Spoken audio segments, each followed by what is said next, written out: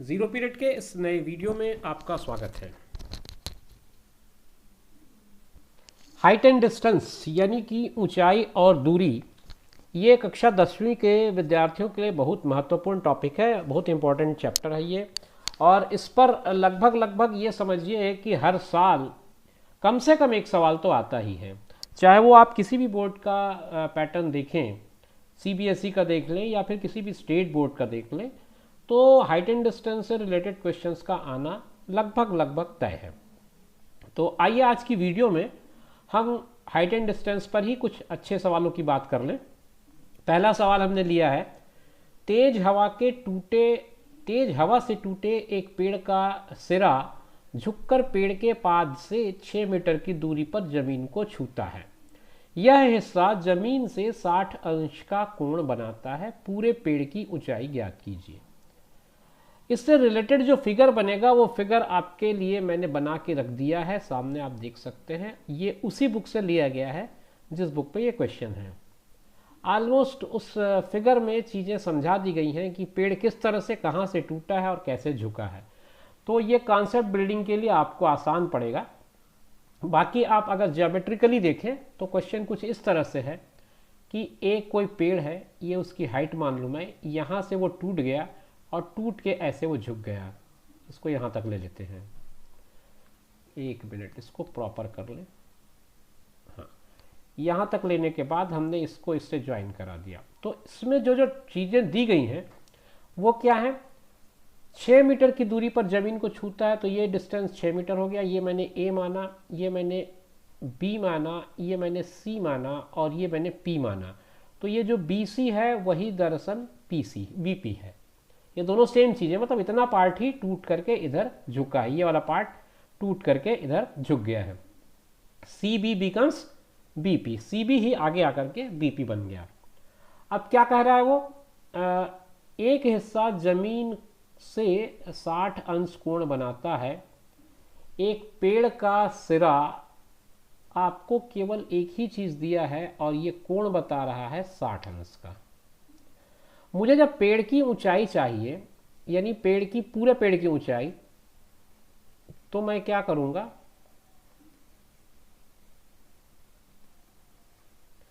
पूरे पेड़ की ऊंचाई का मतलब हुआ A B plus B C. जहां हमने ये देखा है कि बी सी ही झुक करके बी पी बना है, तो इसको हम बी पी कर दें। तो हमको ए बी निकालना है और बी पी निकालना है। जब मुझे ए बी निकालना है और मेरे पास ए पी है, तो लंब और आधार का मामला है। लंब आपका ए बी हो गया, आधार आपका ए पी हो गया। तो लंब और आधार का कोई सा भी कोण आप ले सकते हैं, चाहे टेन लें चाहे कॉट लें। तो अगर मैं टेन थीटा की बात करूं तो टेन थीटा बराबर होता है लंब बटा आधार, परपेंडिकुलर अपान बेस। इस सवाल में आपका लंब है ए बी और आधार है ए पी। आप थीटा की जगह वैल्यू पुट करेंगे तो वो है 60 डिग्री। तो tan 60 बराबर आ जाएगा ए बी बटा 6। tan 60 जो होता है वो कितने के बराबर होता है, tan 60 √3 के बराबर होता है। तो ये √3 हो गया ए बी बटा 6, तो ए बी बराबर आया 6 वर्गमूल 3। ये आपका ए बी का मान आ गया। अब आप क्या करें, आगे चलें और उसके बाद दूसरा पार्ट निकालें। दूसरा पार्ट कहने का मतलब अब मुझे बीपी निकालना है। तो बीपी इस हिसाब से कर्ण है, तो आप चाहें तो लंब के साथ लें, आप चाहें तो आधार के साथ लें, आप दोनों के साथ ले सकते हैं। मैं आधार के साथ ही जाऊंगा क्योंकि आधार मुझे दिया हुआ है। तो अगर कोई गलती होगी भी तो फिर वो ए बी में ही हो सकती है, ए पी में नहीं होगी, कम से कम ये संभावना खारिज हो जाती है। तो मैं आधार एपी और कर्ण बीपी को लेता हूं। आधार बटा कर्ण किस में होता है, कॉस थीटा में। तो आप लगा दीजिए कॉस थीटा। कॉस थीटा बराबर होता है आधार बटा कर्ण। आपके सवाल के हिसाब से कॉस थीटा में 60 रहेगा, आधार आपका एपी रहेगा और कर्ण आपका बीपी रहेगा। कॉस 60 का मान कितना होता है, आप समझ लीजिए कॉस 60 कितना होता है। कॉस 60 जहाँ तक मेरा स्मरण कहता है 1/2 होता है। तो मैंने उसको 1/2 लिखा। AP का मान मैंने 6 लिखा, BP का मान मुझे पता नहीं है। तिर्यक गुणा किया मैंने, BP का मान आया 6 गुणित 2 यानी कि 12। तो 12 ये आया और 6 वर्गमूल 3 ये आया है। तो कुल मिलाकर के अगर मुझे निकालना हो तो कितना आएगा ये मैं देख लेता हूँ। तो पेड़ की कुल ऊंचाई, ये इस तरह से आप रेड इंक में देख पा रहे होंगे, मैंने लिखा है पेड़ की कुल ऊंचाई 6 वर्गमूल 3 और 12 को जोड़ने पर जो आएगा वही उसका कुल ऊंचाई होगा। आप 12 और 6 जोड़ के 18 मत लिख देना, क्योंकि एक रियल इमेजिनरी टर्म है और एक जो है वो प्योर रियल टर्म है। तो उसके साथ आप 6 कॉमन निकाल सकते हैं, वर्गमूल 3 धन 2, या कुछ किताबों में इसको ऐसा भी लिखा मिल सकता है आपको, आप इसको इस तरह से भी देख पाएंगे, 6 उसके बाद 2 धन वर्गमूल 3 मीटर इसकी इकाई होगी, और यही आपके सवाल का जवाब होगा। दूसरा एक अच्छा सवाल देखते हैं। ये कहता है 1.4 मीटर लंबा एक प्रेक्षक एक मीनार से 25.6 मीटर की दूरी पर है। उसकी आंखों से मीनार के शिखर का उन्नयन कोण 45 अंश है। मीनार की ऊंचाई आपको बतानी है। सवाल से जुड़ा चित्र जो बनेगा वो आपके स्क्रीन पर दिख रहा होगा। मैं इसको थोड़ा इनलार्ज कर दूं, आप समझ पाएंगे कि चित्र कुछ इस तरह का बन पाएगा।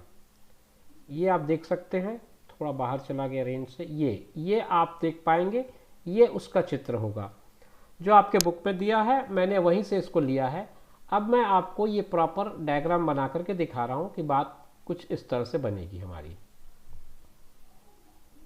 चलिए, 1.4 मीटर लंबा एक प्रेक्षक है, मीनार जिसकी ऊंचाई 25.6 है, मीनार से 25.6 मीटर की दूरी पर है। ठीक है, तो आप ये मीनार बना लें। मीनार बनाने के बाद यहाँ पे व्यक्ति को बना लें। व्यक्ति जो है वो उसको देख रहा है, तो आप यहाँ से एक लकीर ऐसे खींचे, हॉरिजॉन्टल लाइन, और ये तो आपका रहेगा ही नीचे।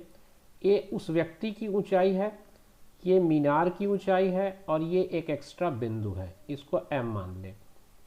कोण 45 अंश का बन रहा है यहाँ पर से। उसकी आंख यहाँ पर है, मानेंगे हम प्रेक्षक का, और उसकी प्रेक्षक की ऊंचाई 1.4 है।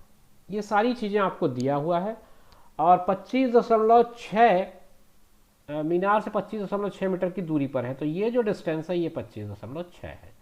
इतनी चीज़ें आपको दी गई हैं।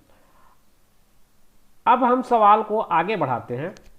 तो सवाल को आगे बढ़ाएंगे तो हम त्रिभुज ACM की बात करेंगे। त्रिभुज ACM में आप देखिए, आपको ये वाला पार्ट यानी कि आधार दिया है, ये हिस्सा, और लंब अगर आपको ज्ञात करना हो तो tan थीटा लगाएंगे आप। तो tan 45 बराबर आधार आपका है एक मिनट, आधार नहीं है वो लंब है। आधार आपका है AM और ऊंचाई आपका है CM। tan 45 का मान 1 होता है, आधार AM अज्ञात है, और CM आपका 25.6 है। आप तिर्यक गुणा करेंगे तो AM की वैल्यू आ जाएगी 25.6 मीटर। लेकिन AM हमारे काम का नहीं है, सॉरी, AM की वैल्यू क्यों आएगी, ये तो वैल्यू आएगी आपकी CM की। AM मैंने क्यों लिखा, एक मिनट देख लेते हैं इसको, थोड़ा सा फिर से चलते हैं। कुछ वैल्यूज़ लिखते समय गलती हुई है, उसको सुधार लेते हैं ताकि सवाल सही ढंग से बन पाए। एक बार इसको इरेज करके चलते हैं। चलिए यहाँ से स्टार्ट करें हम फिर से। हमने लिया ये कोण 45 अंश का है, ये लंब है आपका, और ये आधार है। तो tan जो होता है वो लंब बटा आधार होता है, तो उस हिसाब से आप इसको चेंज कर लें। आपका सवाल बनेगा इस तरह से, लंब आपका आएगा CM और आधार आपका आएगा AM, ये होगा। तो लंब बटा आधार का आपने सूत्र लगा दिया, CM बटा AM लगा दिया, tan 45 की वैल्यू 1 लगाया। CM मुझे नहीं पता है लेकिन AM मुझे पता है 25.6, तो तिर्यक गुणा करने पर CM का मान आएगा 25.6 मीटर। 25.6 केवल CM का मान है। आपको मीनार की पूरी ऊंचाई निकालनी है, तो मीनार की जो ऊंचाई आएगी, मीनार की जो ऊंचाई है वो CD है। CD खुद 2 पार्ट में बटा हुआ है। CD जो है वो किन 2 पार्ट में बटा है वो चेक कर लें आप। CD is equal to CM plus MD। अब ये CM जो है वो हमने अभी निकाला है 25.6 और MD खुद इक्वल होगा AB के, और AB इक्वल है 1.4 के। तो उस हिसाब से CD जो होगा 25.6 धन 1.4, दोनों को जोड़ दूं अगर तो 25 और 1 26, 26 और 1 27, 27 मीटर मेरा उत्तर आना चाहिए। उस मीनार की ऊंचाई जो है वो 27 मीटर होगी। आप आंसर लिख सकते हैं 27 मीटर। ये एक और सवाल है, इसको देख लेते हैं। भूमि के एक बिंदु P से 10 मीटर ऊंचे भवन के शिखर का उन्नयन कोण 30 अंश है। भवन के शिखर पर एक झंडा लगाया गया है और P से झंडे के शिखर का उन्नयन कोण 45 अंश है। तो झंडे की लंबाई और P से भवन की दूरी बताओ। आपके पास जो फिगर है वो कुछ इस तरह का है, काफ़ी छोटा बना है, आपको क्लियर दिख नहीं रहा होगा। मैं ज्योमेट्रिकली आपका फिगर कैसे बनेगा उस पर बना लेता हूँ आइडिया। ये आपकी बिल्डिंग हो गई, ये स्ट्रेट लाइन है, यहाँ से आप इसको देख रहे हैं, तब आपका कोण 30 अंश का बनता है। ये P बिंदु है, ये भवन है AB। अब इसके ऊपर आपने एक झंडा लगा दिया यहाँ से। अब यहाँ से जब आप इस झंडे को देखते हैं तब ये कोण हो जाता है 45 अंश का। अब ये कोण 45 डिग्री का हो जाता है। आपके पास जो डिस्टेंस दिया गया है उसमें P से 10 मीटर ऊंचे भवन की ऊंचाई 10 मीटर है, ये वाला पार्ट 10 मीटर है, बाकी और भी कुछ डिस्टेंस नहीं दिया है। ठीक है, एक एक करके चलते हैं, शुरुआत करते हैं। पहले हम लेते हैं त्रिभुज APB को। tan 30 लगेगा इसमें। tan इसलिए लगा रहा है सीधा सीधा क्योंकि लंब और आधार का मामला है। मैं पहले आधार निकाल लेता हूं इसका। tan 30 होगा लंब आपका AB, आधार आपका AP। tan 30 की वैल्यू 1/√3 है, AB की वैल्यू 10 है, AP की वैल्यू मुझे नहीं पता, ये निकाल दी है। AP की वैल्यू निकल जाएगी 10 वर्गमूल 3 मीटर। ये हो गया AP का मान। AP का मान आ जाने के बाद मेरे लिए एक सहूलियत हो गई कि अब मैं दूसरा त्रिभुज जब लूंगा तब मेरे पास आधार का मान रहेगा। अब हम चलते हैं दूसरा त्रिभुज की ओर। दूसरा त्रिभुज में यहाँ पे P है, A है, इसका कोई नेमिंग नहीं है तो आप इसको M कर दें। त्रिभुज PAM में अब इसमें बात करते हैं। tan 45 हो जाएगा क्योंकि आपका कोण बदल गया। अब कोण आपने 45 कर लिया। ये पूरा त्रिभुज की बात कर रहे हैं, बीच वाली लाइन का अब हम कोई मतलब नहीं है हमारा बात अब बड़े त्रिभुज पे है। तो ये हो जाएगा AM लंब बटा AP आधार। tan 45 की वैल्यू 1 होती है। AM की वैल्यू अपने आप पे हमारे पास नहीं है। AP की वैल्यू है हमारे पास 10 वर्गमूल 3। तिर्यक गुणा करेंगे तो AM की वैल्यू आ जाएगी 10 वर्गमूल 3 मीटर। AM खुद दो पार्ट पर डिवाइडेड है, AB और MB,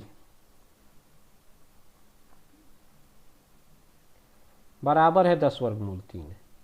इसमें से AB, कहीं तो कुछ गलती हुआ,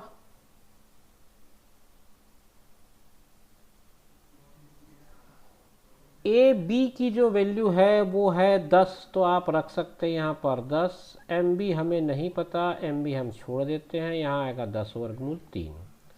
तो इस हिसाब से MB की वैल्यू आएगी 10 वर्गमूल 3 ऋण 10। अब इसको आप सिंप्लीफाई करेंगे, मैं इधर ले लेता हूँ इसको, जगह के हिसाब से अपन काम करते हैं और अपन इधर आ जाते हैं। तो हम MB की वैल्यू हमने निकाल रखी है, 10 कॉमन ले लें, वर्गमूल 3 ऋण 1 आएगा। ये MB की वैल्यू आई। आपको क्या क्या पूछा? झंडे की लंबाई पूछा था उसने, तो झंडे की लंबाई यही होगी। झंडे की लंबाई बराबर 10 वर्गमूल 3 ऋण 1 मीटर। दूसरा उसने पूछा था P से भवन की दूरी। P से भवन की दूरी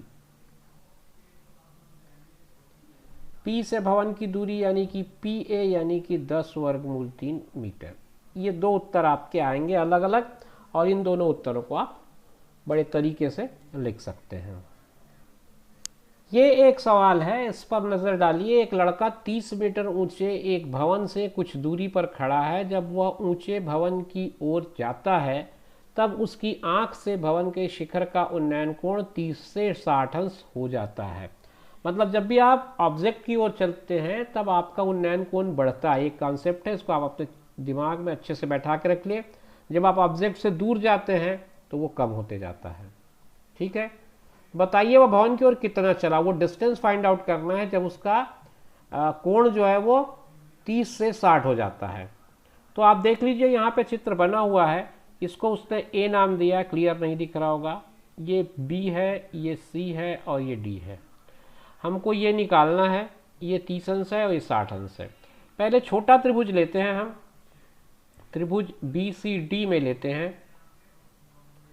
BCD में आपके पास आपको एक लंबाई निकालनी है, यानी कि लंब और आधार। फिर से tan थीटा की ही मांग है, tan थीटा से आपका मामला हो जाएगा। tan थीटा बराबर लंब बटा आधार।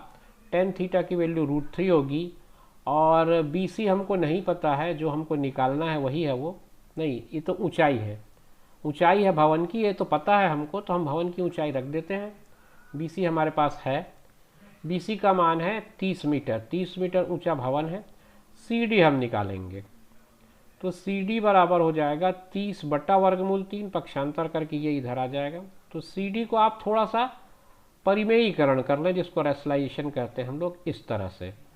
तो CD की वैल्यू हो जाएगी 30√3/3, 3 से कैंसिल हो जाएगा, 10 टाइम्स 10√3 आया, ये आएगा मीटर में। ये BCD की वैल्यू हुई। अब BCD की वैल्यू निकल जाने के बाद हम दूसरा त्रिभुज पर नजर डालेंगे, जो एक बड़ा त्रिभुज है। बड़ा त्रिभुज मतलब पूरा त्रिभुज हम लेंगे, त्रिभुज ABC में। इसमें आपका आएगा tan 30 डिग्री, लंब आपका BC ही रहेगा, आधार आपका AC हो जाएगा। tan 30 की वैल्यू 1/√3 हो जाएगी। BC अभी भी मुझे नहीं पता, नहीं BC तो पता है यार, बार बार कन्फ्यूज़न क्यों हो रहा है इसमें। BC है हमारा 30 और AC हमको अब नहीं पता। तिर्यक गुणा करते हैं, AC की वैल्यू आ जाती है 30√3। AC खुद दो पार्ट में डिवाइडेड है, CD प्लस DA या AD। इसमें से CD का मान है मेरे पास 10 वर्गमूल 3, DA का मान निकालना है। तो DA की वैल्यू आ जाएगी 30√3 माइनस 10√3।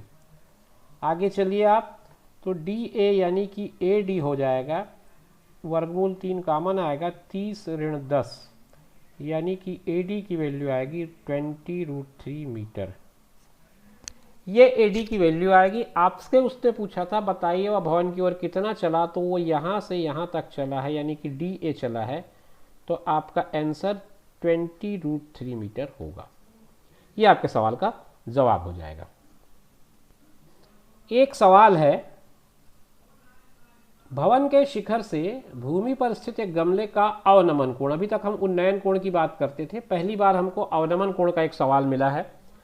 यदि गमला भवन के पाद बिंदु से 30 मीटर की दूरी पर हो, यह दूरी 30 मीटर की है और ये अवनमन कोण है 30 अंश का, तो जितना अवनमन होगा उतना ही उन्नयन होगा। ये बात ध्यान रखें आप, कुछ इस तरह का कॉन्सेप्ट है ये समांतर रेखाओं को तिर्यक रेखा काटे तो बनने वाले एकांतर कोण बराबर होते हैं। तो अवनमन और उन्नयन ये दोनों एकांतर कोण होते हैं, इसलिए जितना अवनमन बनेगा उतना ही उन्नयन बनेगा। तो ये अंदर जो कोण बन रहा है वो 30 अंश का हो जाएगा, तो उसको आप 30 डिग्री ले लेंगे और आपके पास ये 30 मीटर है। आपको भवन की ऊंचाई निकालनी है। आसान हो गया सवाल अगर आपने कॉन्सेप्ट को समझ लिया। तो इसकी नेमिंग कर दें अपन, कुछ इसमें दिया है क्या, नेमिंग देख लेते हैं। इसको उसने A नाम दिया, B है, और ये पता नहीं क्या X नाम दिया है, इसको Q नाम दिया है। ठीक है, तो त्रिभुज ABQ ले लेते हैं।